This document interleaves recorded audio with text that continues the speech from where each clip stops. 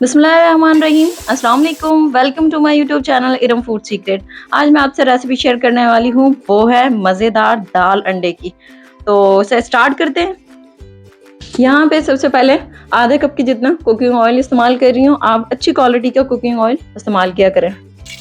ये इसमें जाएगा और उसके बाद डालनी 2 अदद प्याज थी छोटे साइज़ की, तो उनको रफली काट लिया था। उसके बाद वो डाल दी इसमें और इसको थोड़ा सा फ्राई कर लेंगे। ज़्यादा भी इसे गोल्डन ब्राउन नहीं करना, बस नॉर्मल सा, इसका कच्चापन ख़त्म हो जाए। उसके बाद लहसुन अदरक का पेस्ट जाएगा उसमें 1 खाने का चमचा, और इसे भी थोड़ा सा फ्राई कर लिया। अब इसमें डाल दें टमाटर और हरी मिर्चें। टमाटर एक लार्ज साइज़ का था और तकरीबन 4 से 5 अदद हरी मिर्चें दी, बीच में से उनको चीरा लगा लिया था, वो डाल दिए। ये देखें, थोड़ी देर तक इन्हें फ्राई किया, इस तरह का कलर आ गया इसका। अब इसमें 1 टीस्पून हल्दी जाएगी और इसमें आधे खाने का चमचा नमक डाल रही हूँ। नमक आपने अपने हिसाब से डालना है, कम या ज़्यादा आप कर सकते हैं। और इसके बाद मैंने इसमें पानी डाल दिया था। पानी में वो इस्तेमाल कर रही हूँ जिसमें मैंने दाल को बॉईल करके रखा था। जो भी दाल का पानी बच गया था मैंने उसे फेंका नहीं है, उसे भी इस्तेमाल किया है। अब इसमें 1 खाने का चमचा लाल मिर्च डालिए। आप चाहें तो यहाँ कश्मीरी लाल मिर्च भी इस्तेमाल कर सकते हैं, लेकिन मैंने यहाँ पे सादा इस्तेमाल किए, वो आप कलर के लिए इस्तेमाल कर सकते हैं। ये देखिए माशाल्लाह कितना खूबसूरत इसका कलर आ गया। मसाला हमारा भुन गया है। इसे तकरीबन 6 से 7 मिनट इसको भूनने में लग गए थे। अब इसमें डाल देंगे दाल। ये देखें, दाल को तकरीबन 80% तक मैंने इसे बॉईल कर लिया था। मैं आपको चेक करवाती हूँ।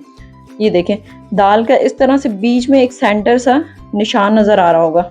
इतनी हमने इसको दाल को बॉईल करना है कि आप इसे जब प्रेस करें तो इसका अंदर का पार्ट वो अलहदा हो जाए, ये ना हो कि बिल्कुल एक ही हो जाए। ये देखिए, बीच का जो पार्ट है वो अलहदा हो गया है। इसके बाद इसे डाल के मिक्स कर लिया था और अब इसमें डाल दिए 1 खाने का चमचा धनिया पाउडर और अब इसे डाल के मिक्स कर रहे हैं। इसको भूनना है आपने, इसको अच्छी तरीके से आपने भूनना है। इसका जो भी सारा कुछ फ्लेवर डिपेंड करता है वो इसकी दाल की भुनाई पर डिपेंड करता है।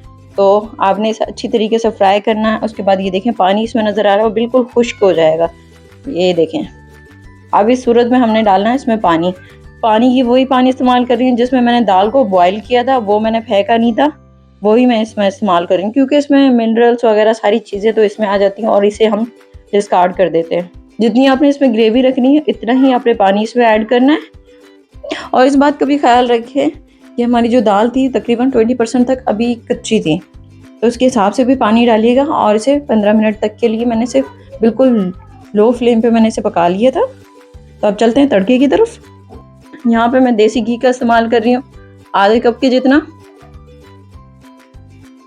आप चाहें तो आधा देसी घी इस्तेमाल कर सकते हैं और आधा दूसरा, ये आप पे डिपेंड करता है। छोटी साइज़ की प्याज थी वो डाल दी थी और इसमें आधा टीस्पून ये जितना ज़ीरा डाल दिया और कुछ काली मिर्चें डाल दी थी इसमें आधा टीस्पून जितनी, और अभी से कड़कड़ा लेंगे। ये देखिए, प्याज थोड़ी फ्राई होने लग गई है, इनका कलर भी चेंज हो गया है। और इसमें तकरीबन 5 अदद मैंने गोला मिर्ची डाल दी थी। ये ऑप्शनल है, आप डालना चाहें तो, लेकिन इनसे बहुत अच्छा इसका फ्लेवर आ जाता है। अब इसमें तड़का लगा देंगे। ये देखिए, और इसको थोड़ा सा ढक दिया ताकि उसके जो खुशबू है, फ्लेवर है, वो और ज़्यादा इन्हेंस हो सके। अगर आपको मेरी वीडियो पसंद आई तो इसे लाइक कर दीजिए, और अगर आप मेरे चैनल पर नए हैं तो मेरे चैनल को सब्सक्राइब कर दें। साथ में दिए बेल आइकन को भी प्रेस कर दें ताकि आपको मेरी वीडियो की हर अपडेट सबसे पहले मिल सके।